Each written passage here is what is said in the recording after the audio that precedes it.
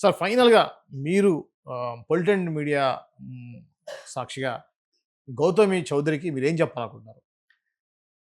ఇప్పుడు ఏదన్నా గొడవ ఉంటే 4 గోడల మధ్య పరిష్కరించుకుంటే ఓకే. ఎప్పుడైతే సరే నువ్వు అది పోలీస్ స్టేషన్ తీసుకెళ్తావో అక్కడైతే ఓకే. లేకపోతే న్యాయస్థానానికి పోతే కూడా అది న్యాయమూర్తి పరిధిలో ఉంటుంది. దాన్ని మనం కామెంట్ చేయకూడదు అనేది ఒక రూల్ కూడా ఉంది. బట్ నువ్వు ఎప్పుడైతే మీడియాలోకి తీసుకొస్తావో ప్రతి ఒక్కడికి కూడా దాని మీద అడిగే హక్కు ఉంటది.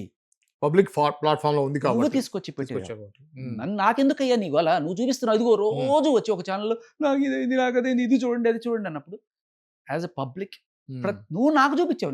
నువ్వు న్యాయమూర్తికి చూపించు, న్యాయమూర్తిని అడుగు. లేకపోతే టీవీ మూర్తి గారు చూపించు, టీవీ మూర్తి గారిని అడుగు.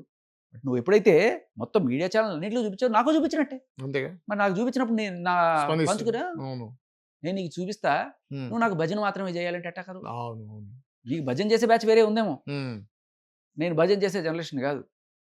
అదేదో సినిమాలో డైలాగ్ ఉంటుంది. హ్మ్. నేను పబ్బుల్లో వాయిచ్చే డీజేలు కాదు, పగిలిపోయేలా వాయిచ్చే డీజేలని. సో, అలా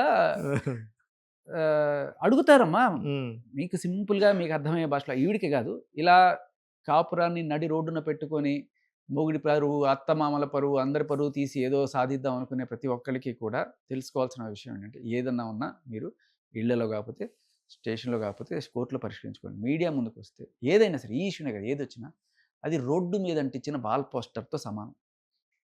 దాని మీద పేడ కొట్టొచ్చు, దానికి ఎవడన్నా దండ ఎయచ్చు. దాని మీద ఉచ్చా బోయొచ్చు, లేకపోతే థూ అని ఉయ్యొచ్చు. హ్మ్. ఎవ్వడైనా ఏదైనా జేయొచ్చు.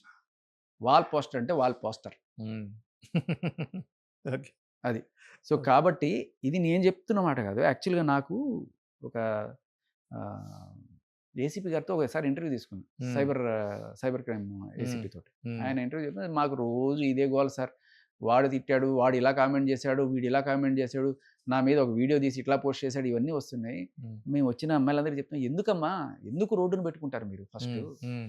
ఫస్ట్ ఆఫ్ ఆల్ మీరు అలాంటివి పెట్టకండి బయట. హ్మ్. పెట్టుకోవడం ఎందుకు?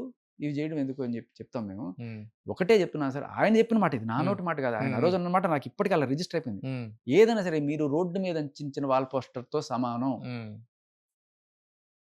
దానికి మీరు ప్రిపేర్ అయితేనే రండి. హ్మ్. నేనైనా చాలా సహేతుకరమైన మాటలతోటి, చాలా మంచి పదజాలంతోటి, సూటిగా సాక్ష్యాలతోటి ప్రశ్నిస్తున్నా. బట్ చాలామందికి ఏముండదు. పచ్చి బూతులు మాట్లాడతారు కింద. అవును. హ్మ్. హ్మ్. కామెంట్స్ వాడికి చేసేవాళ్ళు. నచ్చలేదంటే పచ్చి హ్మ్. బూతులు మాట్లాడతారు. అవును. సో, మీరు అవన్నీ ప్రిపేర్ అయితేనే రావాలి. హ్మ్. ఇప్పుడు హ్మ్. నేను హ్మ్. మీరు మాట్లాడుకున్న దానికి కూడా ఎవడన్నా బూతులు పెట్టొచ్చు. అవును. నచ్చినవాడు శభాష్ పెట్టొచ్చు. అవును. ఇవన్నీ చూసుకొని వాడు మాట్లాడినోడిని నేను పిస్టల్ తీసుకొని చంపేస్తా, హ్మ్. పొడిచేస్తా. ఎంతమందిని చంపుతావు? హ్మ్. నీకు అలాంటివి ఉంటే ఇంట్లో కూర్చో. అంతేగా.